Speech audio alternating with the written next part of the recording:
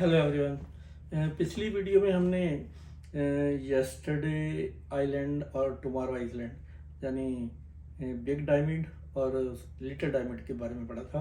आज हम एक और टापू के बारे में, एक और आइसलैंड के बारे में पढ़ते हैं। तो वो उस टापू को लेकर एक कनाडा और डेनमार्क में बीच में लड़ाई चली थी, ब्लडलेस लड़ाई। इसमें कोई खून खराबा नहीं हुआ, परंतु वो 50 साल तक लंबी लड़ाई चली। तो उसको लड़ाई का नाम विस्की वॉर दिया गया। तो हम देखते हैं कि वो क्या चीज़ है, विस्की वॉर है क्या। तो एक बात तो आपको पता चल ही गई कि ये कनाडा और डेनमार्क के बीच में चली। तो हम देखते हैं, एक टापू है ये वाला, जिसको हम ये ग्रीनलैंड है। ये वाला पिंक क्या है, ग्रीनलैंड है। और ये मैंने जो रेड सर्कल किया हुआ है ये डेनमार्क है।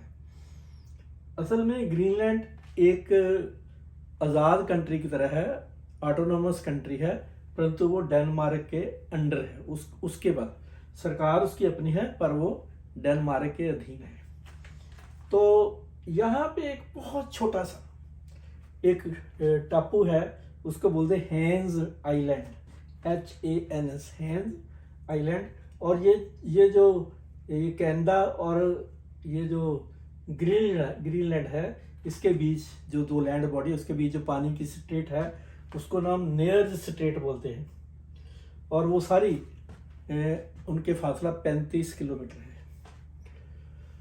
तो ये इतना छोटा टापू है कि इसका सारे का एरिया कितना होगा, 1.2 माइल्स स्क्वायर माइल्स। छोटा सा टापू। उस पर आप यहीं से देख सकते हो कि ये बिल्कुल आर्कटिक ओशन में है, नॉर्थ पोल के नज़दीक है। 24 घंटे बर्फ़ जमी रहती है, कोई आदमी नहीं रहता, कोई उस पर पेड़ नहीं, कोई पौधे नहीं। तो इस छोटे से टापू में दो देश आपस में टकरा गए, दोनों देश लड़ पड़े। तो ये लड़ाई शुरू कब हुई, 1973 में। तो 1973 में क्या हुआ कि ये डेनमार्क और ग्रीनलैंड और कनाडा अपने अपने जो एरिया है उसको मार्क कर रहे थे। तो ये एक बीच वाला टापू जो है छोटा सा, जिसको हम हेंज आइलैंड कहते हैं, इस पे उनका झगड़ा हो गया। कनाडा कहने लगा ये टापू मेरा है, और डेनमार्क कहने लगा ये टापू मेरा है। तो ये कागज पत्तर लड़ाई, छोटी मोटी, कोई इतना बड़ा टापू तो था नहीं, छोटी सी ज़मीन थी।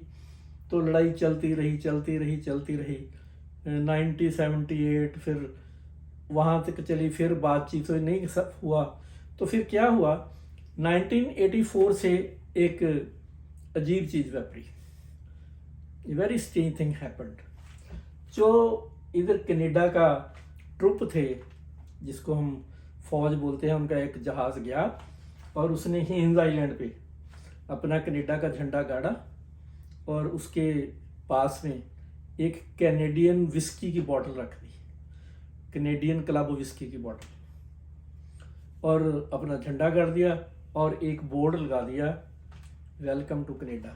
तो इस तरह उसने उस पर अपना कब्जा शो कर दिया।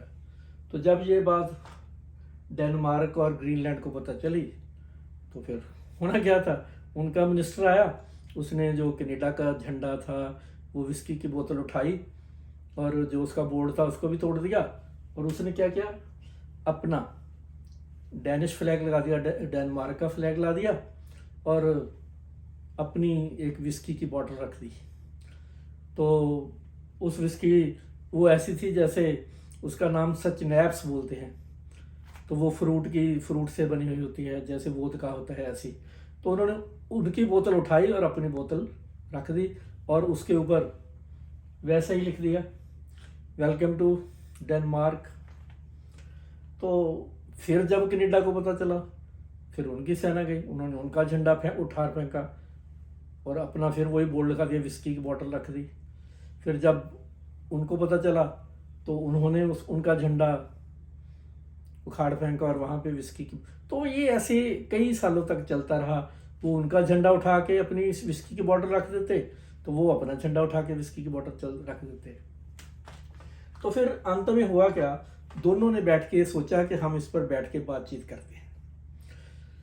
तो मीटिंग हुई, बातचीत कहाँ हुई, कनाडा का एक शहर है ओटावा। 14 जून 2022, अभी ताज़ी, 1 साल भी नहीं हुआ, अभी 1 साल की बात है। तो वहाँ पे कौन कौन आए? ये 3 मिनिस्टर बैठे। कैनेडियन फॉरेन मिनिस्टर मेलिन जॉय, ये लेडी थी। डेनमार्क का जो फॉरेन मिनिस्टर था जेपे कोफोर्ड, और जो ग्रीनलैंड है जो डेनमार्क के अंडर है, उसका प्राइम मिनिस्टर म्यूटबी एजीट। तो ये तीनों की साथ अपने अपने आदमी आए, वहाँ बैठ के ओटावा में मीटिंग हुई। तो इस पे उन्होंने फैसला कर लिया कि ये जो हैंड्स का टापू है बीच में यहाँ पे, इसको आधा आधा, लगभग आधा आधा बांट देते हैं। तो ज़्यादा हिस्सा डेनमार्क को मिला और थोड़ा कम कनाडा को। परंतु ये जो समस्या थी वो सॉल्व हो गई। तो एक नई चीज़ आप सोचो कि इससे पहले आप नक्शे में देखो कि कनाडा के साथ किसी और की ज़मीन नहीं लगती और भूमि नहीं लगती सिवाय अमेरिका के। ये जो पिंक वाला है, ये वाला पर्पल के साथ, ये कनाडा और अमेरिका है।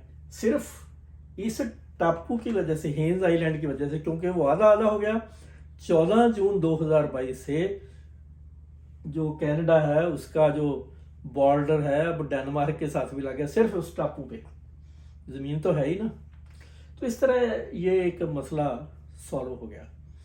फिर तीनों बहुत खुश हुए। उन्होंने कहा कि ये ऐसी शांतमय लड़ाई, ब्लडलेस जो कन्फ्लिक्ट है, बिना खून खराबे वाला, ऐसा बहुत कम देखने को मिलता है। तो सभी खुश थे।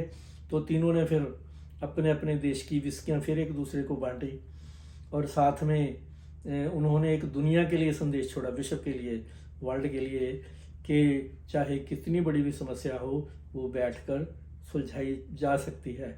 जो दुनिया के देश लड़ रहे हैं आपस में, उनको भी टेबल पे बैठ के इस समस्या को हल करना चाहिए। तो ये उनका इशारा किसकी तरफ था? आप जानते हैं कि अभी यूक्रेन और रशिया की लड़ाई चल रही है, तो पुतिन ने यूक्रेन पे हमला किया। तो ये उनको एक किस्म का, नाम सीधा तो नहीं लिया, उनको इशारा दे रहे थे कि हे पुतिन, तुम भी हमारी तरह बैठो और यूक्रेन के साथ समस्या हल करो। तो इसी तरह चाइना को भी कह रहे हैं कि तुम ताइवान के साथ झगड़ा है, इसे बैठकर सुलझाओ। तो ये एक बड़ी स्ट्रेन सी लड़ाई थी जो पूरे 50 साल चली। उसमें ना तो सैनिक टकराए, ना एक दूसरे के सामने आए, बस विस्की की बोतलें बदलते रहे। तो अंत में 50 साल बाद 14 जून 2022 को ये जो हेन्स टापू था, कनाडा और डेनमार्क मीन्स जो ये वाला ग्रीनलैंड है, तो ग्रीनलैंड एक किस्म यूँ समझिए कि डेनमार्क की एक कॉलोनी है, उसके अंडर है, परंतु सरकार वहाँ, उसका अपना प्राइम मिनिस्टर है, सब कुछ है। तो ये उन दोनों में बट गया। तो इस तरह जो विस्की वार थी एंड होगी। तो बस आप समझ गए होंगे कि विस्की वार क्यों होती है, क्योंकि ये बंदूकों से, टैंकों से नहीं लड़े, विस्की की बोतलें एक दूसरे से एक्सचेंज करते रहे, और उसी के कारण ये जो युद्ध था विस्की वार के नाम से प्रसिद्ध हो गया। तो आप भी इसके बारे में इंटरनेट पे सर्च करके पढ़ना, तो बहुत मज़ा आएगा। Okay bye.